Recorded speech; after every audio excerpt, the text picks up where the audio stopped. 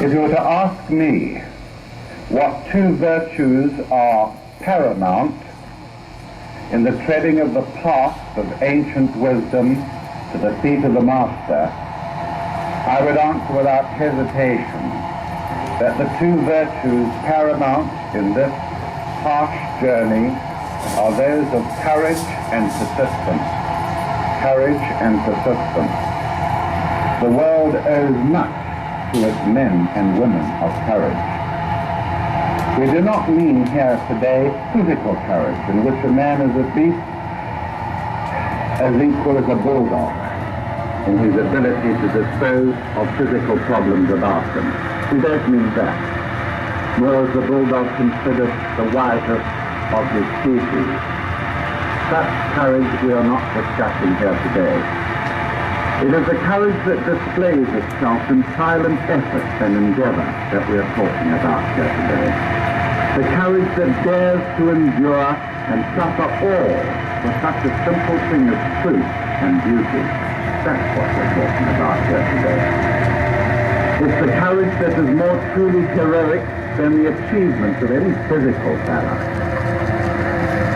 It is the courage that may never be rewarded by honors and titles or laurels.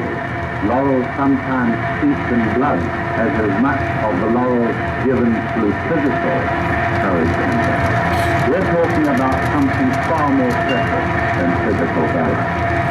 It is the moral courage that characterizes the highest order of manhood and womanhood on this planet that I am talking about here today. The courage to seek and to speak the truth, no matter what the circumstances. The courage to be just, and the courage to do one's duty. You know, without courage, it's quite useless treading the path. You are in a cul-de-sac, a blind alley, if you have no courage. Because the very nature of the path that we tread, of unfoldment, the very nature of it, that path was created by men of courage. That path was created by men of courage. And as you tread the path of spiritual unfoldment, you will create that path a little stronger, a little further for those who come after you. You will help build that path for others.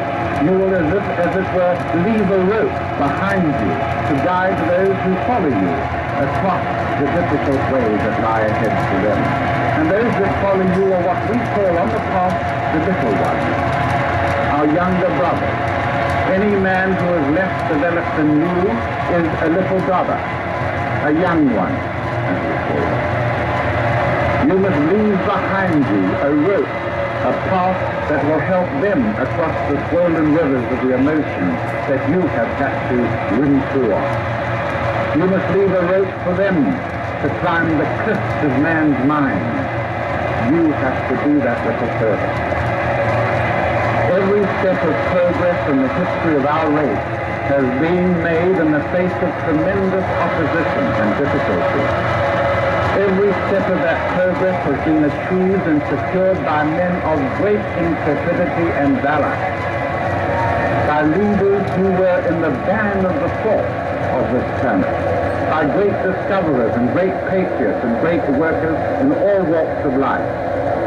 There is scarcely a great truth or doctrine on this earth that has not had to be fought for, that has not had to win public recognition in the face of the most distressing destruction, calumny, and persecution. It is truly said that the heresy of today is indeed the dogma of tomorrow.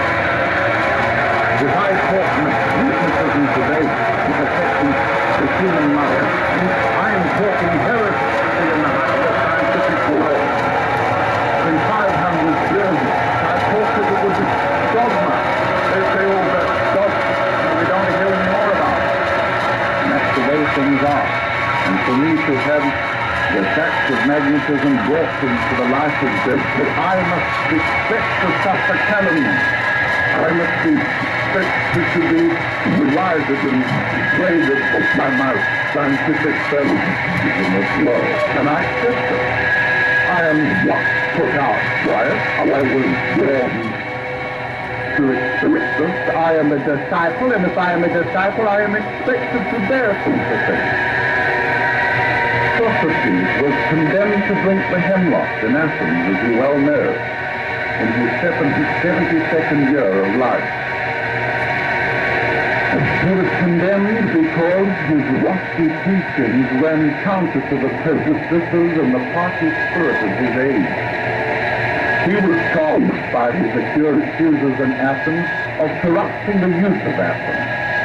He was said to have corrupted them because he said the gods that they prayed to were not valid, were not real. They were just statues and idols. He condemned such worship, and he was ordered to drink the hemlock. He had the moral courage to brave not only the tyranny of the judges who condemned him, but of the mob who just couldn't understand what he was saying. And how did he die? He willingly went to his death. This was the one time that his master did not urge him to take certain measures to save himself. When his master refused to answer him, he knew that the time for his death had come. He was 72. And he died talking of the doctrine of the immortality of the human soul. As he drank the hemlock, he was talking about the immortality of the human soul. His last words to his judges were these: "It is now time that we depart. I to die, you to live. But which has the better destiny is unknown to all except God." A very brave man, and how many great men and thinkers have been persecuted in the name of religion. Bruno was burned alive at Rome because of his exposure of the fashionable but false theories of his time. When the judges of the Inquisition condemned him to die, Bruno said to them, "You are more afraid to pronounce my sentence than I am to proceed it." And then there was Galileo. To introduce the notion that the earth went round the sun. Not the sun went round the earth. That ball that rose on the east in the morning and traveled right around the sky, he knew was not encircling the earth. He knew that the earth encircled the sun, and he dared to say it. And he was denounced by the priests of his day from the pulpit because of the views that he taught. He was summoned to Rome in his 70th year to answer for his heresy. He was imprisoned by the Inquisition, even if he was not actually tortured there. He was pursued by persecution even when he was dead, and the Pope refused him a tomb for his body. A man who dared to utter a scientific truth. And then there was Roger Bacon, our precious Roger Bacon, who was a previous life of the Count Saint-Germain, one of the masters in charge of the spiritual destinies of North America. Roger Bacon, the Franciscan monk, he was persecuted because he dared to study natural philosophy. He was charged with dealing in magic because he was investigating that science known as chemistry today.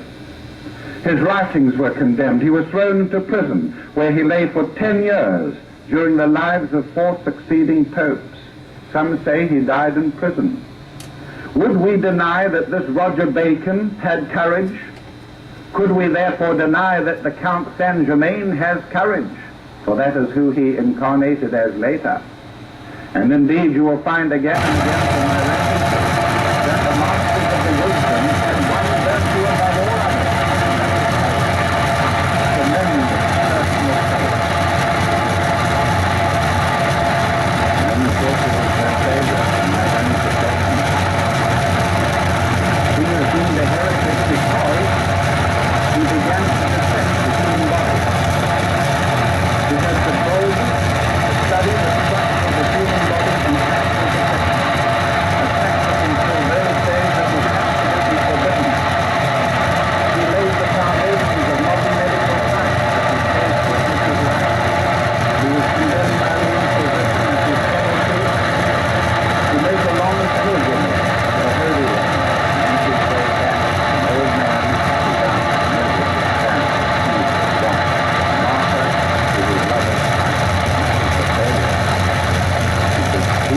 after the Christ is the first book, and so your son, Lady Constance, took the step forward. And then there were the followers of Copernicus, who were first persecuted as infidels. That's right. The famous astrology of physicists, who worked out for the first time the orbit of the elliptical orbit of the planet around the sun. He was persecuted. So, what goes on in the world of past ages and continues to unfold. Living a pure and simple-minded youth and assuming that the certain said, we have the whitest soul that we ever knew.